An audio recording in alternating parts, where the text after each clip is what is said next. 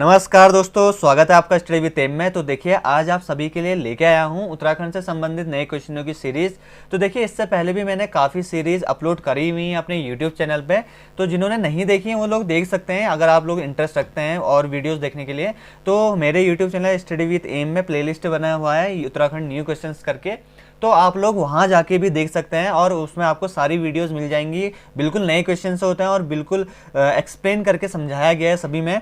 और बाकी जैसा कि मैंने अपने पिछली वीडियो पे बताया था, ये रोज़ ही आती है मेरी ये सीरीज़, तो मैंने कल अपनी सीरीज़ पे बोला था आप अपना जो स्कोर है वो मुझे कमेंट जरूर करिएगा। मैं आपका जो स्कोर है वो अपने अगली वीडियोस पे लेके आऊँगा। तो देखिए आप अपनी स्क्रीन पर देख सकते हैं कि जिन लोगों ने भी यहाँ पे कमेंट किया था मेरे को यूट्यूब पे कि कितना आपने स्कोर किया करके, तो उनका स्कोर मैं आपको स्क्रीन पे शो अप कर रहा हूं। तो देखिए आज की इस वीडियो का भी यही है कि आज भी आप अपने ये जो क्वेश्चंस लेकर आए हूं आउट ऑफ में से कितना आप स्कोर कर पाते हैं वो मेरे को कमेंट जरूर करिएगा। अगली वीडियो पे आप लोगों का भी जो स्कोर है वो स्क्रीन पे शो अप कराया जाएगा, ठीक है। तो आप लोग इस पर बने रहिए और मेरी इस वीडियो के स्टार्टिंग से लेकर अंत तक जरूर देखिएगा। कोई भी डाउट्स होता है या कोई भी कन्फ्यूजन होता है तो आप मेरे को कमेंट कर सकते हैं। बाकी जो भी मैंने आपको बताया कि टेलीग्राम चैनल और फेसबुक पेज, तो आप उसको मेरे को डिस्क्रिप्शन बॉक्स में लिंक मिल जाएगा, वहां से आप लिंक पे क्लिक करके आप मुझसे ज्वाइन कर सकते हैं, वो भी फ्री ऑफ कॉस्ट, ठीक है। वहां पे आप सभी लोगों को उत्तराखंड नोट्स और हैंड नोट और जो भी करंट की किताबें हैं वो सारी आपको अवेलेबल हो जाएंगी।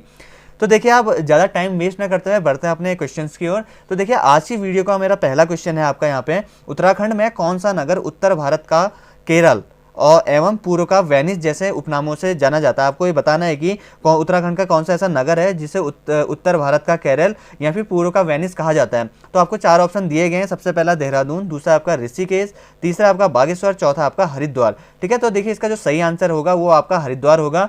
देखिए जो हरिद्वार नगर है उसको आपको उत्तर भारत का केरल और पूर्व का वेनिस भी कहा जाता है, ये इनके उपनाम है हरिद्वार का। तो देखिए यहाँ पे हरिद्वार के बारे में कुछ चीज़ें जान लेते हैं। जो देखिए जो हरिद्वार नगर है आपका, हरिद्वार जो डिस्ट्रिक्ट है आपका, वो विल्व एवं नील पर्वतों के मध्य गंगा नदी के किनारे पे बसा हुआ है, ठीक है, जैसे कि आपको पता होगा। देखिए जो हरिद्वार जिला है उसका गठन किया गया था आपका 28 दिसंबर 1988 को किया गया था। सन आप याद रख लीजिएगा 1988, ठीक है। बाकी डेट तो बहुत कम पूछ सकता है, लेकिन सन आपसे जरूर पूछा जा सकता है कि हरिद्वार जो डिस्ट्रिक्ट है उसका वो कब बना, तो वो बना था आपका 28 दिसंबर 1988 को बना था, ठीक है। देखिए इसके और भी उपनाम है, जैसे कि आपको मैंने बताया अभी, भारत का उत्तर भारत का केरल और वेनिस जैसे उपनामों से, पूर्व का वेनिस तो नामों से उपनामों से जाना जाता है, लेकिन इसके कुछ और भी उपनाम है, जैसे कि गंगा द्वार कहा जाता है आपको, हरिद्वार को ही कहा जाता है, और चारों धामों का द्वार भी किसको कहा जाता है, वो भी आपको हरिद्वार को ही कहा जाता है। तो इन चीजों को भी आप याद रख लीजिएगा।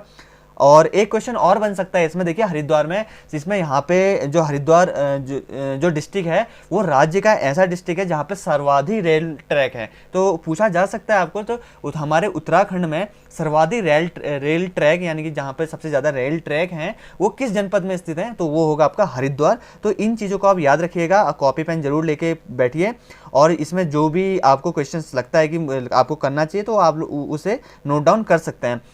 तो देखिए अगला क्वेश्चन आपका, देखिए यहाँ पे रहाली व खलिया बुग्याल किस जनपद में स्थित है। तो यहाँ पे जनपद दे रखा है, आपको बताना है कि रहाली और खलिया बुग्याल कहाँ पर स्थित है। सबसे पहला ऑप्शन है आपका पौड़ी गढ़वाल, दूसरा आपका चमोली, तीसरा आपका रुद्रप्रयाग, चौथा आपका पिथौरागढ़। तो देखिए इसका जो सही आंसर है वो आपका पिथौरागढ़ है। पिथौरागढ़ में ही आपका रहाली व खलिया बुग्याल स्थित है, ठीक है। तो देखिए इसमें मैं आपको पिथौरागढ़ जो डिस्ट्रिक्ट है उसके बारे में मैं आपको बता देता हूँ। तो देखिए यहाँ पे जो पिथौरागढ़ डिस्ट्रिक्ट है, आप सभी को पता ही होगा पिथौरागढ़ पहले अल्मोड़ा जनपद में आता था, लेकिन जब ये जनपद बना तो अल्मोड़ा से कट के बना, यानी कि पहले अल्मोड़ा था, उसके बाद अल्मोड़ा से अलग करके ही पिथौरागढ़ जनपद को बनाया गया है। और ये जो बनाया गया है वो बनाया गया है आपका 24 फरवरी 1960 को ये बनाया गया है। स्क्रीन पे लिखा नहीं जा रहा है, तो आप लोग सुन के नोट डाउन जरूर कर सकते हैं। मैं पूरी कोशिश कर रहा हूँ आप सभी को समझाने की। तो देखिए जो पिथौरागढ़ जनपद बना वो बना आपका 24 फरवरी 1960। सन याद रखना बहुत जरूरी है, पूछा जा सकता है, बहुत बार पूछा जाता है। उत्तराखंड जो यूके SSC पेपर कराता है वहाँ पे जैसे एक क्वेश्चन दे देगा, कूटों का मिलान करिए, वहाँ पे अलग अलग डिस्ट्रिक्ट दे देगा आप सभी लोगों को, और आप लोगों को बगल में जो सन दिए हैं उनको आपको मिलाने होंगे कि ये डिस्ट्रिक्ट किस सन में बना, तो ये इस चीज में आ सकता है। तो पिथौरागढ़ जो जनपद है उसको याद रखिए 1960 में बना था। तो देखिए पिथौरागढ़ जो जनपद, अगर आप राज्य का, जो हमारा उत्तराखंड राज्य का है, उसका अगर आप मैप देखेंगे, ऐसे इस टाइप का कुछ मैप है, तो यहाँ पे पूर्वी दिशा में सबसे पूर्वी जो डिस्ट्रिक्ट है हमारे उत्तराखंड राज्य का, तो पूर्वी जिला है आपका पिथौरागढ़। अगर आप देखेंगे आपको, ये आपका नॉर्थ, सॉरी ये आपका ईस्ट, वेस्ट, और ये नॉर्थ, और ये साउथ। तो आपका ये पूर्वी जिला है आपका पिथौरागढ़, आप इसको याद रखिएगा। अगर इसके उपनाम की बात करो, जैसे कि अभी मैंने इससे पहले आपको हरिद्वार के उपनाम बताया था, अगर देखिए जो पिथौरागढ़ का उपनाम है वो है आपका, देखिए छोटा कश्मीर कहा जाता है इसको, ठीक है। एक चीज़ ये याद रखिएगा। अगर यहाँ के लिटरेसी रेट की बात करूँ तो यहाँ का जो लिटरेसी रेट है वो 82.25% यहाँ का लिटरेसी रेट रखा गया है। 2011 की जनगणना के अनुसार मैं बात कर रहा हूँ, इसका लिटरेसी रेट है आपका 82.25%। अब अगला क्वेश्चन की ओर बढ़ लेते हैं। देखिए अगला जो क्वेश्चन है वो है आपका, देखिए गुमानी पंत जी की रचनाएं किस साहित्य काल के अंतर्गत मानी जाती हैं। तो इससे पहले भी क्वेश्चन बताया जा चुका है। सबसे पहला है आपका आदिकाल, दूसरा आपका रीतिकाल, तीसरा आपका आधुनिक काल, और चौथा आपका रीति मुक्त काल, ठीक है। तो देखिए जो गुमानी पंथ थे, उनका जो काल माना जाता है वो माना जाता है, इनकी साहित्य का काल वो माना जाता है आदिकाल के साहित्य का काल के अंतर्गत आती है इनकी सभी जो इतने भी साहित्य हैं, ठीक है। तो अब बात कर लेते हैं देखिए गुमानी पंत जी के बारे में, ठीक है। गुमानी पंत जी के बारे में भी की पॉइंट देख लेते हैं। देखिए जो सबसे पहले गुमानी पंत जी क्या जन्म से लेके बताता हूँ मैं। तो देखिए जो गुमानी पंत जी का जन्म हुआ था वो 1790 में उधम सिंह नगर के काशीपुर जिले में हुआ था, सॉरी काशीपुर में हुआ था, उधम सिंह नगर में जो काशीपुर नगर पड़ता है आपका, तो काशीपुर में इनका जन्म हुआ था। अब बात कर देते हैं इनके पिता के बारे में। जैसे कि आप सभी को पता ही है, उत्तराखंड जो UKSSC है उसके पहले इन्होंने एक क्वेश्चन पुटअप किया था, जो हमारे श्रीदेव सुमन है उनकी पत्नी का नाम, ऐसे अलग अलग पूछा जाता है। तो इसके भी ये प्रेक्षक की दृष्टि से इंपॉर्टेंट हो सकता है, इसलिए आपको ये बता रहा हूँ। गुमानी जो पंत हैं उनके जो पिता का नाम है वो देवनिधि था, और इनकी जो माता का नाम था वो था आपका देवमंजरी। देवनिधि और देवमंजरी चीज हो गया, याद रखिएगा। गुमानी पंत जी के पिता का नाम था देवनिधि और माता का नाम था आपका देवमंजरी।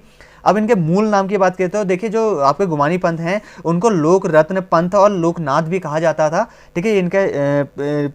इनके जो नाम थे, उपनाम थे, लोकनाथ और लोकरत्न पंत भी कहा जाता था।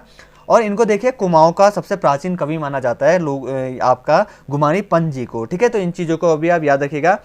तो बढ़ते हैं अपने अगले क्वेश्चन की ओर। देखिए अगला क्वेश्चन है आपका, देखिए हर्षदेव ओली का कौन सा गांव, आपका गांव का नाम बताना है हर्षदेव ओली का। सबसे पहला आपका डीडी हाट, दूसरा आपका खेती खान, तीसरा आपका भंवाली, और चौथा आपका अस्कोट, ठीक है। तो देखिए इसका जो सही आंसर रहेगा वो आपका खेती खान रहेगा। खेती खान जो गांव है वहीं पे आपका हर्षदेव जो ओली है उनका गांव रहा है ये। अब बात कर लेते हैं हर्षदेव ओली जी के बारे में। देखिए जो हर्षदेव ओली हैं उनका जो जन्म हुआ था वो हुआ था आपका 1890 में इनका जन्म हुआ था। खेती खान में ही हुआ था। खेती खान के अंदर एक गांव आता है गोसनी में इनका जन्म हुआ था, ठीक है। तो देखिए जो आपका ये जो खेती खान है ये आपका चंपावत डिस्ट्रिक्ट में पड़ता है। चंपावत डिस्ट्रिक्ट में आपका जो लोहाघाट नगर है, लोहाघाट से मात्र 15 किलोमीटर में, 12 से 15 किलोमीटर में आपका खेती खान आता है, वहाँ पे ये इनका जन्म हुआ था। और इनको काली कुमाऊं का मुसोलिनी भी कहा जाता है। तो पूछा जा सकता है काली कुमाऊं का मुसोलिनी किसे कहा जाता है, ये आपका कहा जाता है हर्षदेव ओली जी को कहा जाता है, ठीक है ना। उसके बाद देखिए इनको 1924 में आपका फॉरेस्ट ग्रीनवेंस कमेटी के उपाध्यक्ष भी रहे हैं। ये उपाध्यक्ष भी बनाया गया था 1924 में, किसका, फॉरेस्ट ग्रीनवेंस कमेटी का। तो आप लोग नीचे कमेंट में मेरे को एक चीज़ ये भी बताइएगा, आज का टास्क है आप लोगों के लिए, फॉरेस्ट ग्रीवेंस कमेटी जो हुआ था तो इसकी स्थापना कब करी गई थी, फॉरेस्ट ग्रीवेंस कमेटी के, ठीक है ना। तो अगला क्वेश्चन की ओर बढ़ लेते हैं।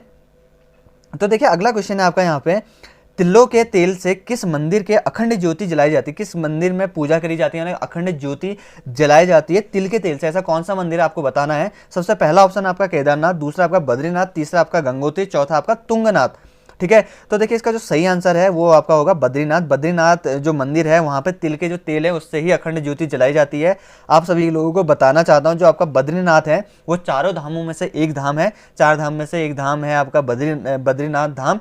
और इसे ही देखिए विशाल बद्री भी कहा जाता है बद्रीनाथ धाम को। और किस जनपद में पड़ता है, देखिए ये पड़ता है आपका चमोली जनपद में आपका बद्रीनाथ धाम पड़ता है। और किस नदी के किनारे पूछा जा सकता है, तो ये पड़ता है आपका अलकनंदा जो नदी है उसके किनारे ये बद्रीनाथ धाम बसा हुआ है, उसी के पास से निकलती है। अगर समुद्र तल से ऊंचाई की बात करें तो पूछा ये भी जा सकता है कि जो बद्रीनाथ, क्योंकि देखो चारों धाम है ना, तो इस पे समुद्र तल से ऊंचाई भी पूछी जा सकती है। तो इन चीज़ों को भी याद रखिएगा, कैसे पढ़ना है, क्या पढ़ना है, ये जानना आपके लिए बहुत ज़रूरी है। तो देखिए जो आपका बद्रीनाथ धाम है, इसकी जो ऊंचाई समुद्र तल से ऊंचाई है वो 133 मीटर की ऊंचाई पे स्थित है आपका बद्रीनाथ धाम। बहुत बार इस देखा गया है कि जो यूके ट्रिपल एस है वो मंदिरों की शैली के बारे में भी पूछ लेती है। तो देखिए ये जो बद्रीनाथ मंदिर बना हुआ है वो मुगल शैली का बना हुआ है, ठीक है। तो इस चीज़ का भी याद रखिएगा, मुगल शैली का बना हुआ है। अब देखिए जो बद्रीनाथ धाम है, शीतकालीन में तो इसके कपाट बंद हो जाते हैं, लेकिन जब इसके कपाट खुलते हैं तो किस दिन कपाट खुलते हैं, तो इस तिथि का निश्चय किया जाता है। तो देखिए जब आपकी बसंत पंचमी आती है तो बसंत पंचमी के दिन ही आपका जो बद्रीनाथ मंदिर है उसके जो कपाट खुलने का दिन होता है वो निश्चित किया जाता है कि किस दिन आपके एक बद्रीनाथ धाम के कपाट खुलेंगे, ठीक है। तो ये कुछ की पॉइंट थे, इसको भी आप नोट करते रहिएगा। बाकी अगर आपको मेरी यह वीडियो पसंद आ रही होगी तो लाइक जरूर करिएगा, सब्सक्राइब जरूर कर लीजिएगा और अपने दोस्तों के साथ ज़्यादा से ज़्यादा शेयर जरूर करिएगा। और आगे आने वाले टाइम पे मेरे को जरूर कमेंट बॉक्स में बताइएगा कि आपका स्कोर कितना रहा, ताकि मैं जो अगली नेक्स्ट वीडियो लाऊं तो वही मॉडिफाई करके लाऊं, ठीक है। और अगला क्वेश्चन पढ़ लेते हैं। तो यहाँ पे है देखिए आपका नारायण योजना किससे संबंधित है। सबसे पहला आपका शिक्षक, दूसरा आपका मजदूर, तीसरा आपका कृषक, चौथा आपका व्यवसायी, ठीक है। तो इसका जो सही आंसर है वो है आपका कृषकों से संबंधित है आपकी नारायण योजना। तो आपको बता देता हूँ, देखिए जो नारायण योजना है ये उत्तराखंड के जो विकास पुरुष कहे जाते थे नारायण दत्त तिवारी, उस टाइम पे एनडी की सरकार थी। तो उन्होंने 28 मई 2005, ठीक है ना, 28 मई 2005 को ये जो योजना है वो लागू शुरू करी थी। देखिए जो इस योजना का लागू करने का जो उद्देश्य था ये नारायण योजना का, तो इस योजना का जो उद्देश्य था इस जो ये नारायण योजना है इसका उद्देश्य था आपका जो गरीबी रेखा से नीचे रह रहे लोगों हैं उनकी आय में इम्प्लीमेंट करना, उनकी आय में वृद्धि करना और उनकी जो जीवन स्तर है उसको सुधारने के लिए यह योजना शुरू करी थी नारायण दत्त तिवारी जी की सरकार ने। और फिलहाल वर्तमान में ये जो योजना है वो अब बंद हो चुकी है। इसके अलावा ये दूसरी योजना में इम्प्लीमेंट किया जा चुका है इसका, ठीक है।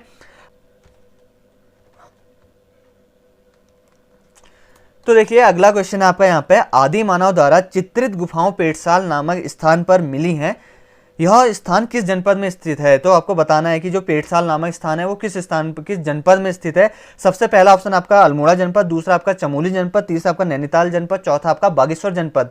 तो देखिए जो आपका पेटसाल है वो है आपका अल्मोड़ा जनपद में स्थित है, तो ये अल्मोड़ा जनपद इसका सही आंसर हो जाएगा। देखिए जो आपका पेटसाल जो गुफा है उसकी जो खोज करी थी वो 1989 यानी कि 1989 पे डॉक्टर यशोधर मठपाल जी के द्वारा करी गई थी। यहाँ पे जो पेटसाल पे मानव का चित्रित मिले थे वो आपके कत्थे रंग के मिले थे इनको।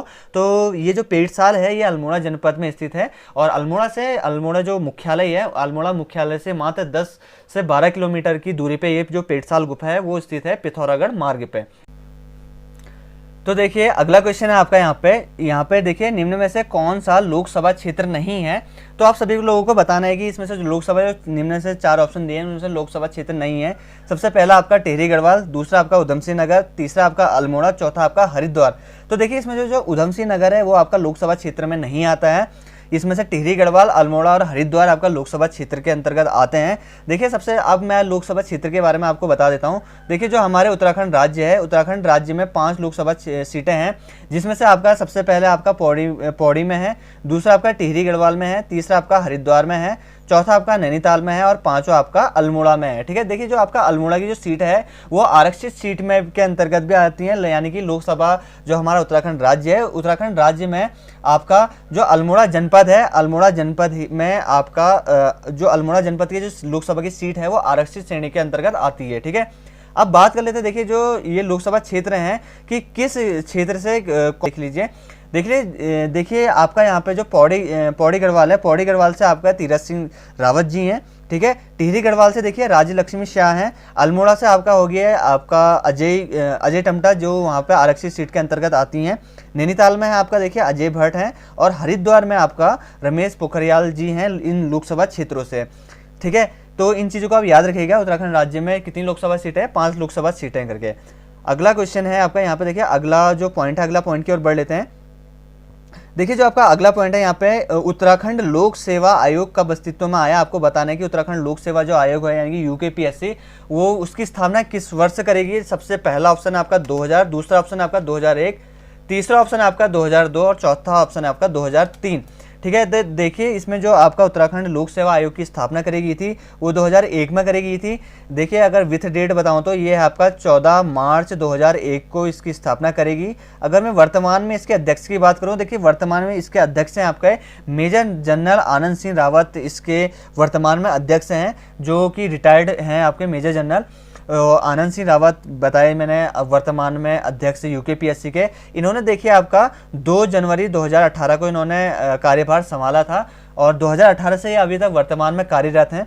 ठीक है, अगला पॉइंट बढ़ते हैं। देखिए अगला क्वेश्चन है आपका यहाँ पे, मौलाराम के चित्रकारी गुरु कौन थे? आपको बताना है मौलाराम जी के जो चित्रकारी गुरु थे वो कौन थे। सबसे पहला आपका राम सिंह, दूसरा आपका मंगल सिंह, तीसरा आपका धाम सिंह, चौथा है आपका बच्चन सिंह।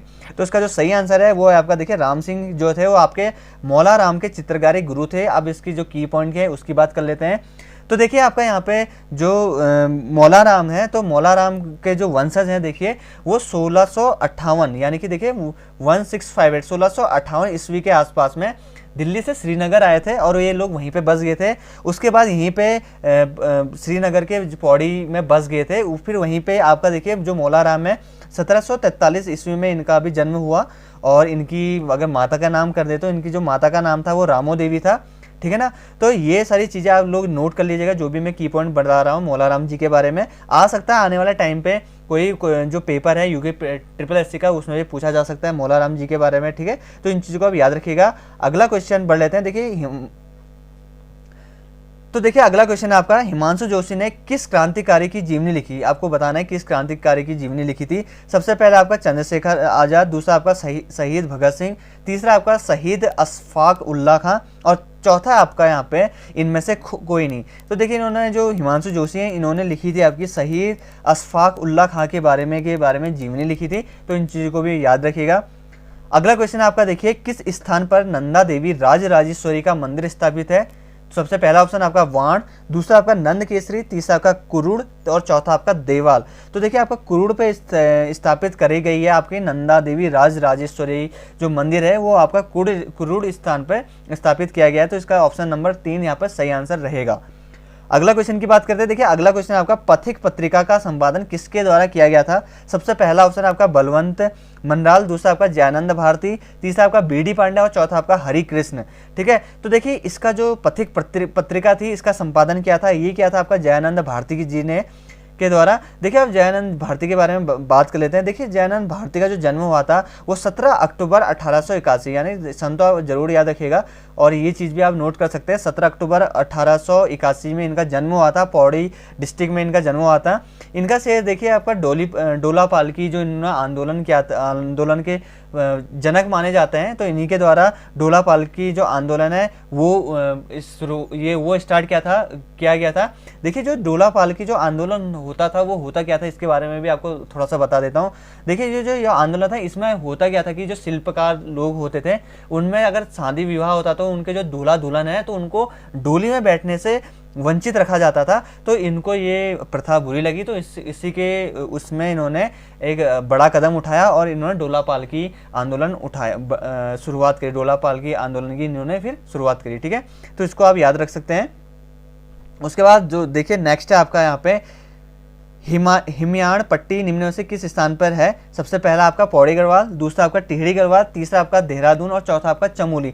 तो आपको बताना है कि हिमयाण पट्टी किस स्थान पर है।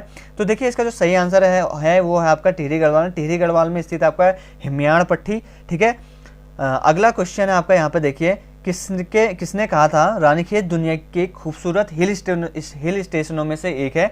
सबसे पहला ऑप्शन है आपका विलियम सी डोगल्स, दूसरा आपका महात्मा गांधी, तीसरा आपका राजेंद्र प्रसाद और चौथा आपका इनमें से कोई नहीं। तो देखिए ये कहा था आपका विलियम सी डोगल्स ने। इन्होंने ही कहा था कि जो दुनिया है वो दुनिया के जो रानीखेत है वो दुनिया के खूबसूरत हिल स्टेशनों में से एक है। ये कहा था आपका विलियम सी डोगल्स। ऑप्शन नंबर 1 इसका राइट आंसर रहेगा। ठीक है, और अगला क्वेश्चन की ओर बढ़ते हैं। देखिए अगला क्वेश्चन आपका यहाँ पे, वसुधारा पुस्तक के लेखक का नाम बताना है। वसुधारा जो पुस्तक है उसके लेखक कौन है? सबसे पहला ऑप्शन आपका रणवीर बिष्ट, दूसरा आपका गुमानी पंत, तीसरा आपका यशवंत कटौज, चौथा आपका गोविंद प्रसाद नौटियाल। तो देखिए जो आपका वसुधारा पुस्तक है उसके लेखक हैं आपका गोविंद प्रसाद नौटियाल। तो इसका जो राइट आंसर रहेगा ऑप्शन नंबर 4 आपका राइट आंसर रहेगा। और अगला क्वेश्चन और इस वीडियो का लास्ट क्वेश्चन है आपका यहाँ पे, प्रेम शक्ति का कौन सा नृत्य है। यहाँ पे नृत्यों के नाम बता रखे हैं, इसमें से आपको बताने की ये जो नृत्य है वो प्रेम शक्ति का कौन सा नृत्य है। सबसे पहला आपका खुसोड़ा नृत्य, दूसरा आपका चोलिया नृत्य, तीसरा आपका झोड़ा नृत्य और चौथा आपका बौसरेला नृत्य। ठीक है, जो देखिए आपका जो झोड़ा नृत्य है जो प्राय कुमाऊं में सबसे प्रसिद्ध है झोड़ा, तो ये है आपका प्रेम शक्ति का प्रतीक माना जाता है और प्रेम शक्ति से संबंधित नृत्य है आपका झोड़ा नृत्य। ठीक है, तो ठीक है दोस्तों, उम्मीद करता हूँ सभी लोगों को मेरी ये जो 17 क्वेश्चन की सीरीज थी वो पसंद आई होगी। और जैसा कि आप सभी लोगों को मैंने बताया कि जो आपके इस 17 क्वेश्चन में से आपके कितने स्कोर कर पाए, आप इसमें से कितना स्कोर कर पाए, उसको आप कमेंट बॉक्स में जरूर कमेंट करिएगा। बाकी इस वीडियो अगर पसंद आई तो मेरे YouTube चैनल को सब्सक्राइब, बेल आइकन प्रेस कर लीजिएगा और लाइक कमेंट शेयर जरूर करिएगा मेरी इस वीडियो को। और आगामी जितनी भी परीक्षाएं होने वाली हैं आप सभी की, उसके लिए अभी से स्टडी विद एम आप सभी लोगों को wish you all the best कहता है। धन्यवाद।